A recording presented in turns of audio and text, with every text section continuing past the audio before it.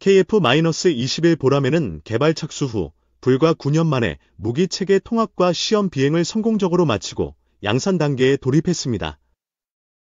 이는 통상 방산 선진국들이 20여 년에 걸쳐 완성하는 과업을 전례 없이 빠른 속도로 달성한 사례로 세계 방산업계의 주목을 받고 있습니다.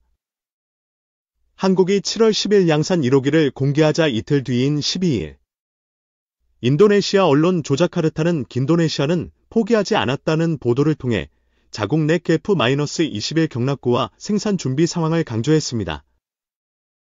하지만 이는 당초 분담금 미납과 기술 유출 논란으로 시제기 수령조차 불발된 배경을 고려할 때 실현 가능성에 의문이 제기됩니다. 인도네시아는 한국으로부터 시제기 한 대를 받아 기술 데이터를 바탕으로 현지에서 48대를 조립할 계획을 유지하고 있다고 밝혔습니다. 그러나 KF-21 기술은 프로그램 완료 후에야 일부가 이전될 수 있으며 한국 정부는 독자 개발 전환 가능성을 시사해왔습니다. 인도네시아 공군은 KF-21 생산을 위한 경락고를 마련했다고 강조했지만 동시에 프랑스의 라팔 전투기 구매와 터키의 5세대 전투기 칸에 관심을 보이며 대안 마련에 분주한 모습입니다. 반면 KF-21에 대한 국제적 관심은 더욱 고조되고 있습니다. 중동 군사 전문 매체 아랍 디펜스는 사우디아라비아, 말레이시아, 필리핀 등 여러 국가들과의 수출 협상이 진척되고 있다고 보도했습니다.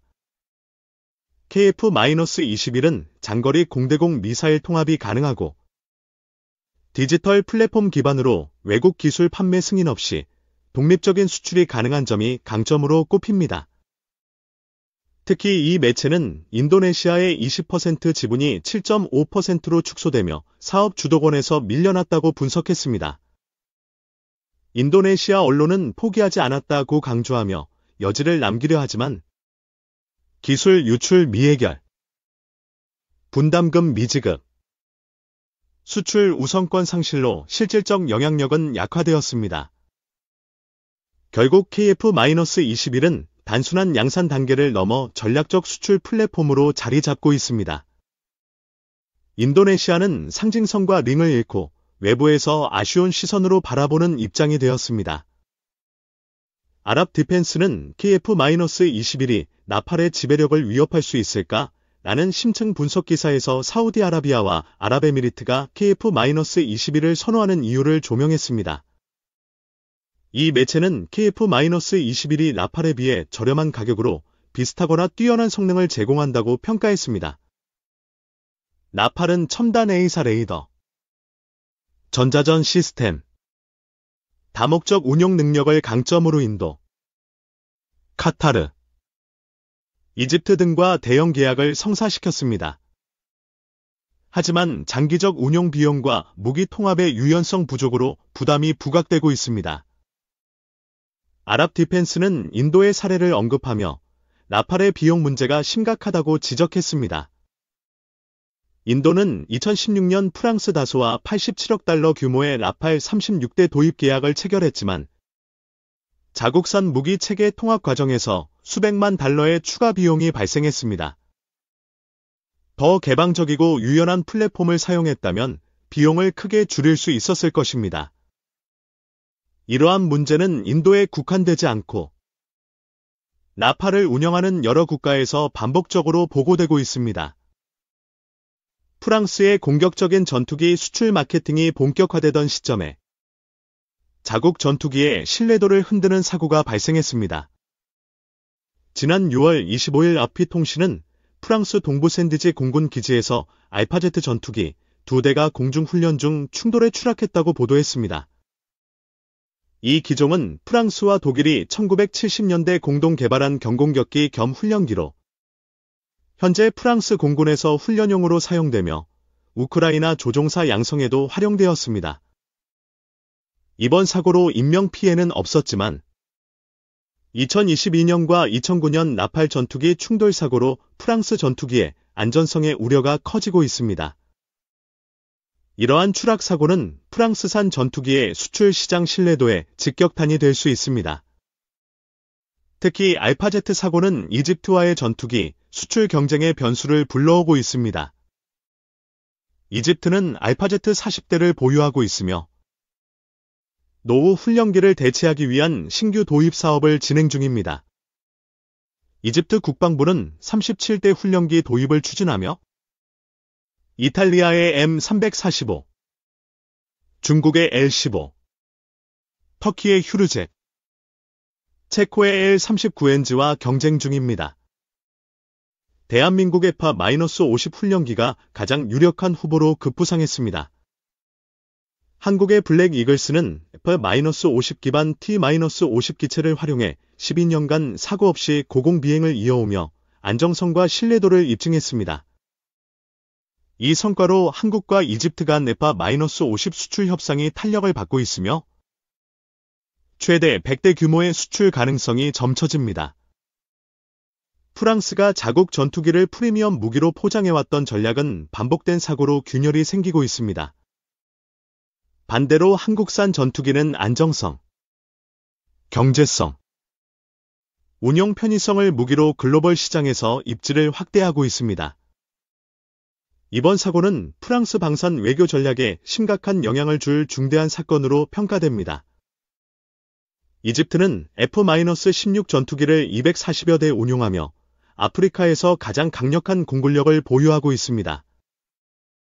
나팔 전투기를 초기 24대 도입 후 30대를 추가 주문해 총 54대를 확보했지만 훈련기 전력의 불균형이 약점입니다. F-16과 같은 고성능 전투기를 운용하지만 숙련 조종사를 양성할 고급 훈련기와 전술 입문기가 부족합니다. 전력화된 F-16 중 50대가 훈련용으로 전환되었고 미그-29도 6대가 조종사 훈련에 사용되며 운영 효율성이 저하되고 있습니다. 중국제 K-8 고등 훈련기 약 120대는 노후화되고 전술 훈련에 부적합합니다. 이집트는 F-50을 통해 이 공백을 해결하고자 2022년 블랙 이글스의 이집트 피라미드 상공 비행은 확실한 인상을 남겼습니다. F-50은 이집트가 대량 운용 중인 F-16과 동일한 플랫폼 계열로 훈련 전환이 용이합니다. 폴란드도 동일한 논리로 F-50을 선택했으며 이집트는 F-50을 훈련기 이상의 경공격기 겸용 플랫폼으로 도입해 알파제트와 K-8을 대체할 계획입니다. 이집트는 한국과의 협력을 통해 FA-50을 현지 조립 생산하고 주변 아프리카 국가로 공동 수출하는 방안을 추진 중입니다. 카이, 한국항공우주산업은 페루의 KT-1P 수출 경험을 바탕으로 이집트 내 최종 조립 가능성이 높습니다.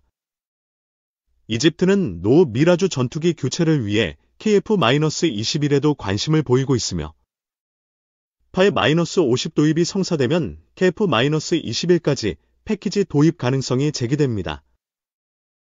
필리핀은 F-50 블록 20 도입을 협의 중이며 수출 규모는 약 1조 원에 달할 것으로 예상됩니다. KF-21 역시 필리핀의 다목적 전투기 사업에서 유력한 후보로 부상하고 있습니다. 카이는 F-50 도입국을 잠재적 KF-21 고객으로 보고 연계 마케팅을 추진 중입니다.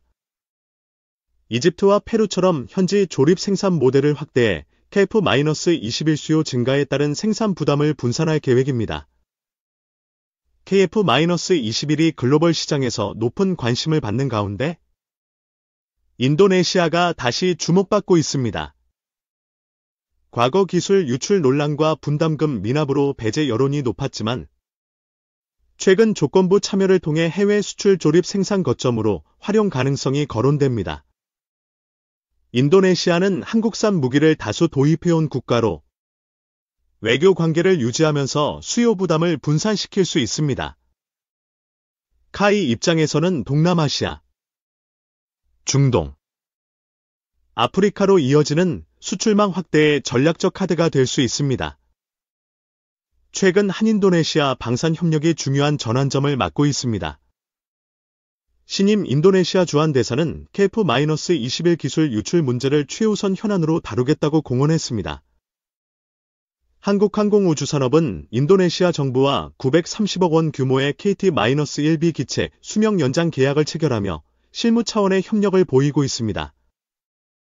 인도네시아가 KF-21 생산 라인을 구축하면 48대 자국군 수요 생산과 말레이시아, 방글라데시, 파키스탄, 이집트 등으로의 수출 조립 기지로 기능할 가능성이 있습니다.